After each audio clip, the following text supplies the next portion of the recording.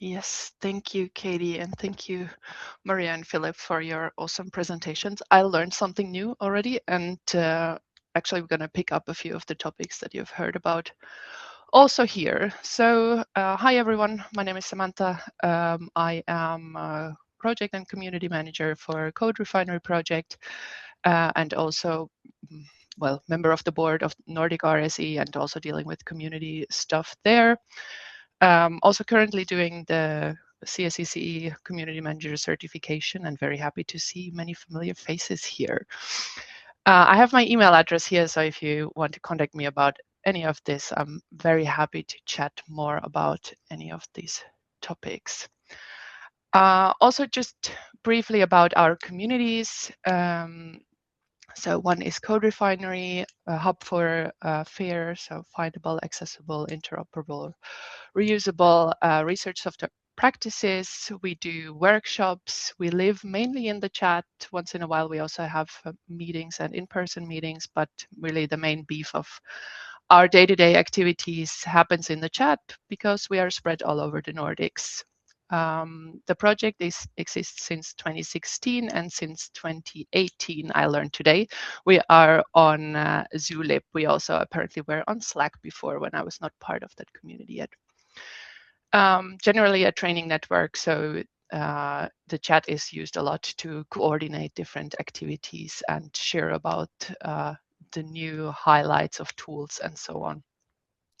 And just a short ad, we also have a workshop upcoming in March. So if you're interested in these topics or know people, please send them. Then Nordic-RSE is a network of research software engineers in the Nordics and Baltics. It actually started through CodeRefinery. People met there. People thought these topics are important. We learned that there was this research software engineering topic emerging in the UK mainly at the time. And we thought, or people thought, that the Nordics should also have a community about that. And since it started with CodeRefinery, also from the beginning, they shared the chat, the Zulip chat. And there's a strong overlap in people that are active in both communities, but then also some that are only either one or the other.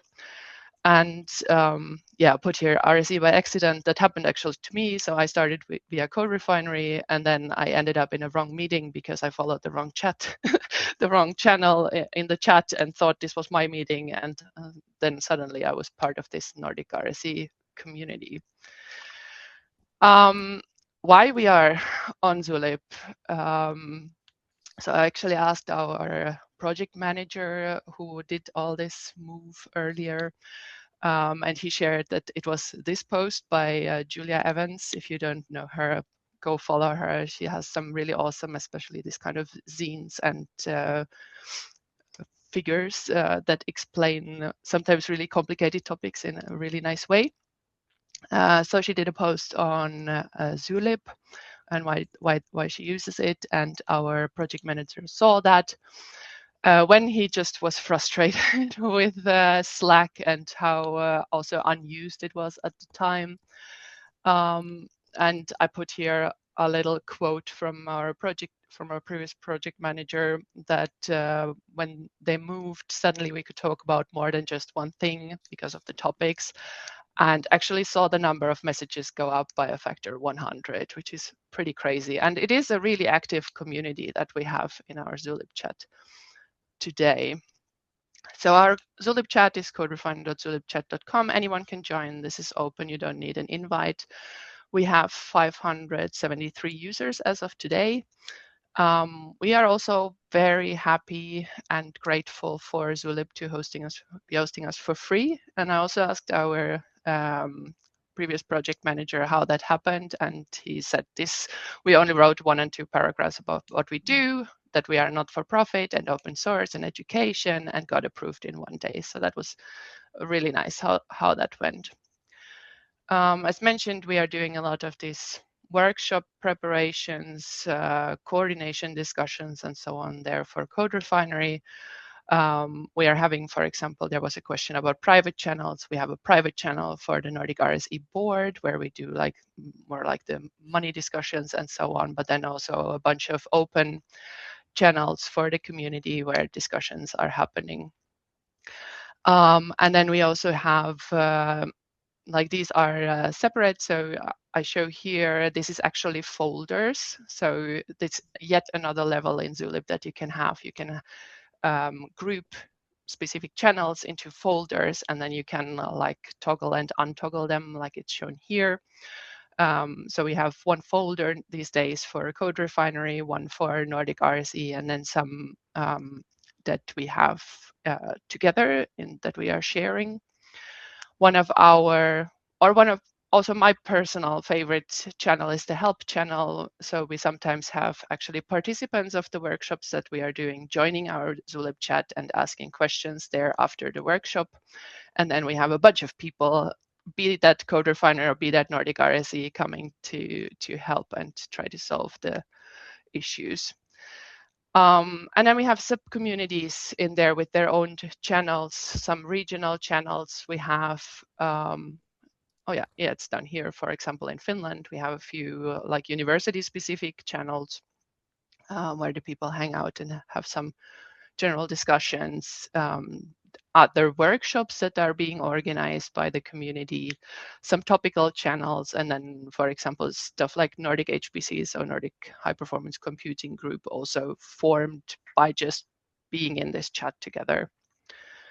And so we have these two communities or multiple communities in one space. Channels and folders help quite a lot with that. At least that's what the community says. Myself, I'm not a big fan of the folders. I rather like it to have it all in a very long list and look at it like this. But many of our community say that folders have solved things, like it's now much easier to follow only specific things. That you can subscribe to topics and channels helps with that you can mute channels so you can follow them, but you don't get like notifications. Or I think even this number doesn't turn up when you have them muted. You can have default and closed channels. So depending on where people are like wanting to join or what is also possible to join, that is all possible. It's not specifically a feature of Zulip, but well, I'll put it here anyway. We have a guide that I linked here. You can take a look. That's what we share with new members of the chat. But yeah, barely anyone reads that, I think.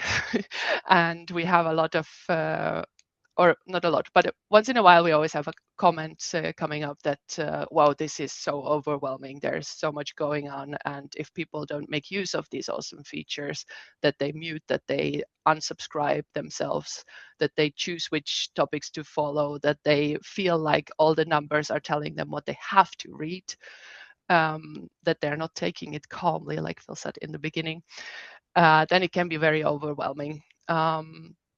So what we try to do then is that we have it's not a weekly, it's not a monthly, it's a randomly timed chat digest. So whenever I have time, I try to write a little bit about what has been happening in the chat in the last X, usually weeks.